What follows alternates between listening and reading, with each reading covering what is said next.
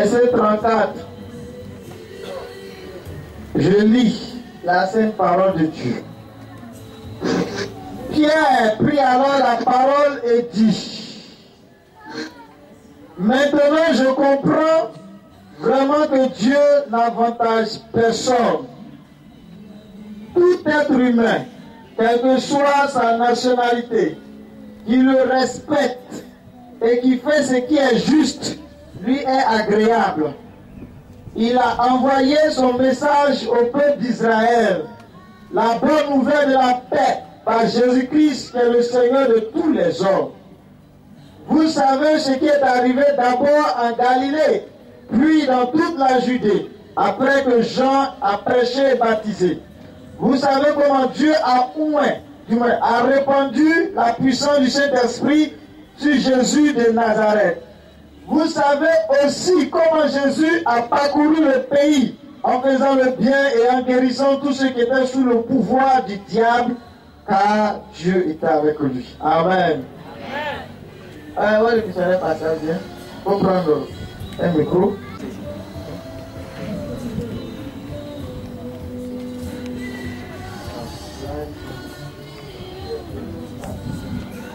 Amen. Est-ce qu'on peut acclamer le Seigneur Jésus? Donc, on va lire ces versets, c'est très important. Dis Amen. Quand tu lis la parole de Dieu, ce sont des faits, des histoires qui ont eu lieu. Même mon arrière-grand-père n'était pas là. Ça, c'est sûr et certain. Mais c'est des paroles de vérité et qui s'accomplissent aujourd'hui. La Bible dit dans le livre de 1 Corinthiens, le chapitre 8, que tout ce qui a été écrit, chapitre 10 du moins, que tout ce qui a été écrit pour nous servir de preuve et de témoignage. Pour que nous ayons des informations, des détails, une notion, une connaissance de comment Dieu est. Et en appliquant cela à notre vie, il y aura les mêmes témoignages comme ceux qu'on voit dans la Bible. Dis Amen. Et quand tu lis la parole de Dieu, quand tu entends la parole de Dieu, il ne faut pas regarder que c'est de l'histoire que tu regardes. Mais à la place de chaque nom, à la place de chaque circonstance qui est marquée, c'est toi qui es là, c'est ton nom qui est là. Dis Amen. Donc ce qui est écrit va t'arriver certainement au nom de Jésus. Donc je vais demander au prophète Pascal de relire et on va expliquer pour... Alors, Pierre ouvrant la bouche, dit: en vérité, je reconnais que Dieu ne fait point exception de personne. Amen. On dit Pierre. Si vous avez lu, vous arrivez à la maison, vous lisez au premier verset. Pierre, il faisait séparation, il avait un camp, il avait un parti pris, il aimait les Juifs plus que les autres. Et Dieu a démontré au travers d'une histoire, d'une parabole, que Dieu ne trie personne. Dis Amen. Là où deux ou trois sont assemblés, Dieu est parmi eux. Ce matin, nous voici sous bâche. Et je suis au soleil, le soleil me regarde, bonjour le soleil. Mais Dieu, il est là. Amen. Que tu sois dans une salle climatisée, Dieu, il est là. Tu es dans la brousse, Dieu, il est là. Tu es dans une salle bizarre, Dieu, il est là. Dieu ne trie pas les circonstances physiques. Et Dieu aussi ne trie pas les êtres humains. Que tu sois riche, que tu sois pauvre, que tu sois instruit, que tu sois analphabète, que tu sois véhiculé, que tu, je ne sais pas quoi, même tu es le plus grand des mendiants, Dieu il t'aime comme ça. Dis Amen. Est-ce qu'on peut acclamer cette valeur du Seigneur Jésus? Donc le Seigneur ne prie pas. Nous les hommes, nous trions. Nous avons nos partis pris. Actuellement dans le pays, les partis pris se manifestent. Mais le Seigneur, lui, n'a pas de parti pris. Tout être humain qu'il a créé, qu'il est bon, qu'il est mauvais, qu'il soit, je ne sais pas quoi, il aime tel qu'il est. Dis Amen. Donc ce matin-là, il faut mettre dans ton cœur que le Seigneur t'aime. Il ne faut pas douter de l'amour du Seigneur pour toi. Il ne faut pas te dire, est-ce que moi Dieu m'aime? On dirait que c'est le missionnaire, il aime. Dieu, il aime tout le monde. Et quelle est la condition que Dieu regarde pour se manifester dans ta vie? Continue. Mais, quand toute nation, celui qui le craint et qui pratique la justice, lui est agréable. Ah, voilà la condition pour voir les miracles de Dieu. Voici comment Dieu se manifeste Dieu est comme la vie. Dieu est comme le soleil. Dieu ne trie pas. Le soleil ne trie pas. Vrai ou faux? L'école ne trie pas. On va t'asseoir, la connaissance ne trie pas. On vous enseigne la même chose. Si toi tu es conscient, tu es intelligent, tu es sérieux, tu vas, tu étudies, on te donne, tu vas, tu réponds, tu avances. Si toi tu es bête, on te parle, tu n'es pas sûr, tu fais ce que tu veux.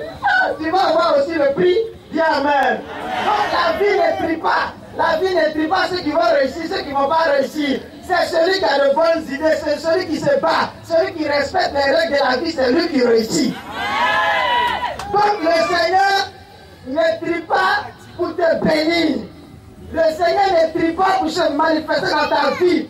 Tu es pauvre, noir comme moi. Si tu respectes le Seigneur, tu as la foi en Dieu, tu crois à la parole de Dieu, tu crois à ce qui est écrit, cela va se manifester. Dieu ne trie pas, la foi ne trie pas, les miracles ne trient pas. C'est notre conception, notre manière d'être, c'est ça qui détermine le miracle. C'est notre manière de prendre la chose, c'est ça qui détermine le fruit. Partout, la foi c'est pas comme un arbre. Il y a des plants, par exemple maïs, si tu as les mains ici, ça passe pas, la foi pousse pas. Dieu se manifeste partout. Est-ce que ce matin tu crains le Seigneur Jésus? Est-ce que ce matin tu aimes le Seigneur Jésus? Est-ce que tu es prêt à faire tout ce que le Seigneur te demande? Voici l'une des conditions. Et celui qui fait la justice. La justice dont il est question ici, c'est d'accepter le Seigneur Jésus dans ta vie. Parce qu'une fois que tu acceptes le Seigneur, le sang de Jésus efface tes péchés. Le sang de Jésus te lave. Le sang de Jésus te rend agréable à Dieu. Le Seigneur Jésus prend ta place. De la même manière qu'il est mort à la croix, à ta place. Dans le malheur, dans le péché, il te donne sa place de bénédiction devant le Seigneur et te bénit. Dis Amen. On continue. Il a envoyé la parole aux fils d'Israël en leur annonçant la paix par Jésus Christ. Donc, cette parole du Seigneur, c'est pour tout le monde. Toi qui m'écoutes ce matin, c'est pour toi. L'amour de Dieu, la puissance de Dieu. La parole de l'évangile s'adresse à tous les humains. Et nous sommes heureux, nous, ce matin, d'entendre la parole de l'évangile. Continue. Tu es le Seigneur de tous. Vous savez ce qui est arrivé dans toute la Judée. Après avoir commencé en Galilée, à la suite du baptême de Jean, que Jean a prêché. Vous savez comment Dieu a oint du Saint-Esprit et de force Jésus de Nazareth. Amen. Donc, comment Dieu a oint? Il dit, vous savez comment Dieu a oint le Seigneur Jésus. Dieu a donné une onction à Jésus. Si je demande c'est quoi des onctions, de la manière générale qu'on comprend, l'onction, son histoire dans la Bible, vous voyez les Juifs, ils ont des moutons, des brebis et autres là, ils prennent de l'huile et puis ils mettent sur la peau de ces moutons là. Et l'huile qu'ils mettent là, ça protège les moutons, les brebis contre les bêtes. Les bêtes, pour ne pas que les bêtes puissent les manger. Donc, ils avaient une couverture, une protection contre les animaux. Ça, c'est l'origine du mot onction, avant que ça ne rentre dans le spirituel. Donc, quand on parle d'onction, quand on parle de oint, ça veut dire qu'il y a une puissance qui se manifeste. Donc, le Seigneur Jésus a reçu une puissance venant du ciel, venant de Dieu. Tout le monde sait ça ici. Et qu'est-ce qu'il en a fait quand il a reçu la puissance? Allons-y. Qui allait de lieu en lieu, faisant du bien et guérissait tous ceux qui étaient sous l'empire du diable. Amen. Est-ce qu'on peut acclamer ces paroles du Seigneur Jésus?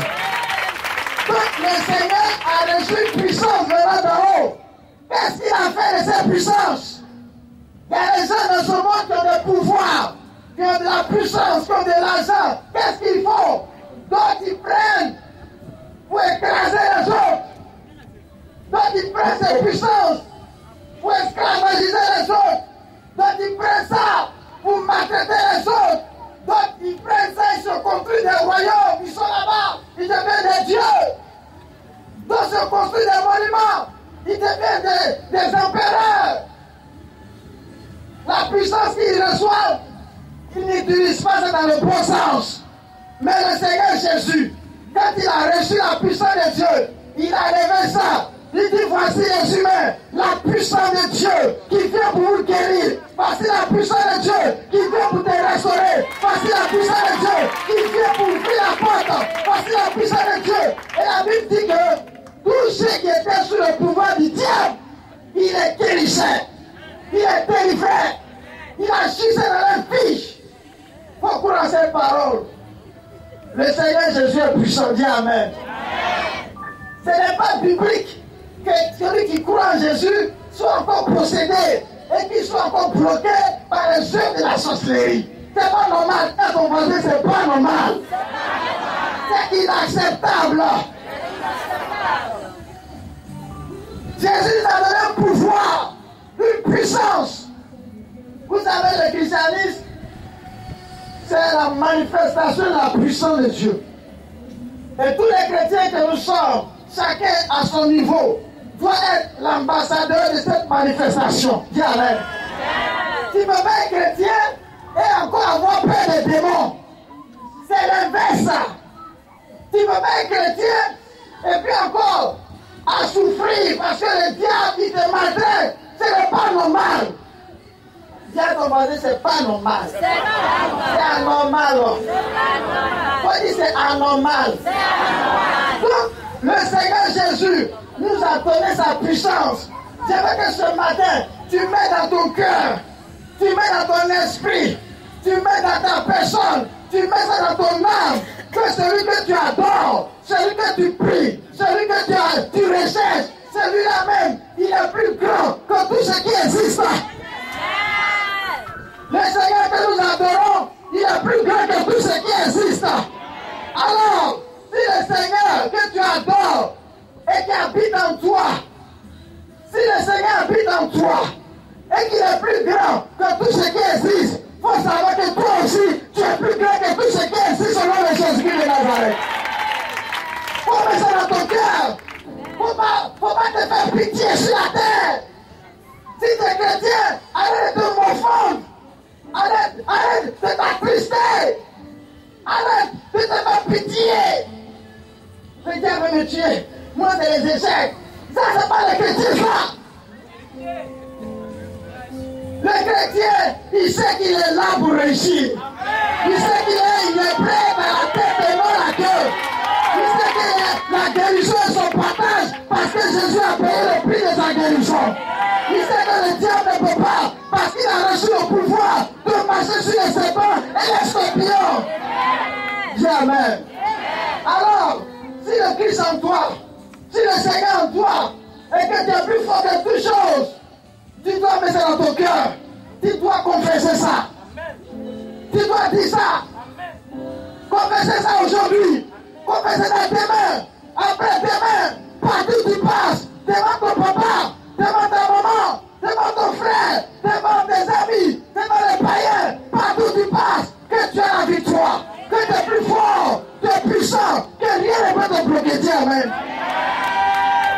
Ça c'est la foi que le Seigneur nous donne. Dis Amen. Dis Amen 2 fois. Dis Amen 3 fois. Dis Amen 4 fois seulement. Dis Amen 10 fois seulement. Donc, quand tu es chrétien, Amen. Quand tu es chrétien, quand tu as le Seigneur en toi, ce Seigneur qui a la victoire, toutes les portes doivent s'ouvrir devant toi au nom de Jésus. La foi c'est quelque chose qui se passe en nous. C'est une assurance, comme la Bible dit. Tu dis, toi, je sais que tu vas mourir si tu me provoques. Tu vas mourir. Tu vas mourir. Il n'y a pas de peut-être dedans. Est-ce que Jésus va me guérir? Allons prier. Peut-être que ça va marcher. Après, moi, tu mets peut-être, comme le royaume de Dieu, c'est oui ou c'est non. Alors ton peut-être n'a pas sa place. Mauvaise formule. Ton X là, ça ne remplit pas la condition. Donc ton résultat est égal à 0. Et après on dit non, moi je suis allé à l'église, je n'ai rien vu. Amen. Quand on va à l'église, on sait que Jésus est mort pour nos péchés. Et quand ça ne va pas, on fléchit les genoux. Puis tu sais ton visage. Problème là, ça va partir. Problème là, ça va dégager. Et ça va ici, ça va partir. Ici, ça va partir. Ici, ça va partir. Voilà. On te demande, ici, ça va partir. Quand c'est comme ça, tu es mélangé entre la colère et l'assurance. C'est comme ça ou bien? Ça te jure, est-ce que ton visage est joli à voir? Ton visage est serré, c'est noir, lugubre, ténébreux même. Mais tu sais que ça va marcher au nom de Jésus. Quand ta parole sort de ta bouche, tu sais que ça va marcher au nom de Jésus. Alors soyons des chrétiens puissants. Parce que le Seigneur t'a donné le pouvoir. Jésus a reçu un pouvoir. Il allait de maison à maison. Démontrer que Dieu existe. Démontrer que Dieu est puissant. Démontrer que Dieu guérit les gens. Il n'a pas pris le pouvoir qu'il a reçu de Dieu pour mettre dans sa poche. Il allait partout où se trouvait le plus petit des êtres humains pour manifester ce pouvoir. Dis Amen. Allez dans ta maison, il faut savoir que le Seigneur Jésus est là-bas. Alors, si Jésus vient dans ta maison, ton problème là, il ne peut pas s'asseoir là et puis regarder ton problème. Il ne peut pas s'asseoir là, te voir en train de pleurer et puis lui en train de s'amuser et rire. Toutes les fois que Jésus est rentré dans une maison, l'atmosphère a changé. L'atmosphère est devenue heureuse. Partout il y avait des morts, il ressuscitait. Partout les gens étaient mauvais, ils devenaient bien. Partout les gens étaient attristés, ils devenaient heureux. Si Jésus rentre dans ta vie, ton atmosphère va changer. Dis Amen. Ce n'est pas des paroles en l'air, mais on vit ça tous les jours. Dans ta poitrine, mon atmosphère doit changer. Parce que quand le Seigneur rentre dans ta vie, il change beaucoup de choses. Mais il y a trois choses, beaucoup hein. La première des choses qui change, c'est ton atmosphère. Parce que quand il rentre dans ta vie, tu es poussé, malheureux, détruit par le diable et les démons. Et ton atmosphère est morose, bizarre. Mais quand il rentre, il change ton atmosphère. Les démons s'en vont, ils parlent ta vie, ils rendent la vie propre et tu souris maintenant. Dis Amen. Quand il a fini de changer ton atmosphère, il va changer notre aspect. Ta parole, c'est qu'est-ce que ta bouche maintenant. Tu ne diras pas, oh ça va pas, mais tu dis ça va. Tu ne diras pas, je suis malade, tu diras, je suis guéri. Parce que le Seigneur va changer ta parole. Dis Amen. Et là qu'il a fini de changer ta parole, il change les circonstances autour de toi. Tout ce qui a été échec, dégage au nom de Jésus. Oh, le Seigneur, il est merveilleux. J'aime ce Seigneur Jésus-là. Tu ne vois pas que le Seigneur est merveilleux? Vous qui êtes ici, là, vous ne voyez pas que le Seigneur est merveilleux? Et vous qui êtes ici, vous ne voyez pas que le Seigneur est merveilleux? Vous ne voyez pas que le Seigneur est merveilleux? Nous avons le bon Dieu, le plus puissant des dieux, qui n'est pas limité dans les circonstances spatio-temporelles, mais qui est partout à la surface de la terre avec la même puissance et qui agit également avec le même pouvoir dans la vie de celui qui respecte ses conditions. Si tu suis le Seigneur, tu n'as pas besoin d'aller te circonscrire dans un petit périmètre là pour dire c'est là qu'il est, c'est là qu'il est. Tu vas en France, il est là-bas. Tu vas aux États-Unis, il est là-bas. Tu vas à Washington, il est là-bas. Tu vas à Pékin, il est là-bas. Tu viens à l'ISS ici, là, il est là. Il est là avec la même puissance. Oh, les petits marabouts, les petits fétiches du village là. Si tu vas aux États-Unis, il va te ramener parce qu'il n'est pas aux États-Unis là. Il va te ramener. Il y a des gens qui ont gagné, leur vie a été détruite à cause des démons, à cause de l'adoration des sorciers, des masses qui se font au village. Il est aux États-Unis, il est obligé de revenir parce que chaque année, il doit venir faire le sacrifice. Oh, il a eu peut-être un visa de 3 mois, il allait rester là-bas, c'est caché, un peu, quand il allait avoir définitif. Il est obligé de revenir, il revient, c'est bloqué. Mais Jésus, il y a une église aux États-Unis là-bas. On adore là-bas. Voilà un Dieu puissant, un Dieu d'amour, Un Dieu vivant. C'est pourquoi nous devons nous accrocher à Jésus de Nazareth. Amen. Dis Amen s'il te plaît. Amen. Tu dois t'accrocher à Jésus de Nazareth. Amen. Tu dois construire ta foi chaque jour. Et rien ne doit te décourager. Personne ne doit te décourager. Personne ne doit toucher ta foi. Rien ne doit toucher ta foi. Même les grands missionnaires ne doivent pas te décourager.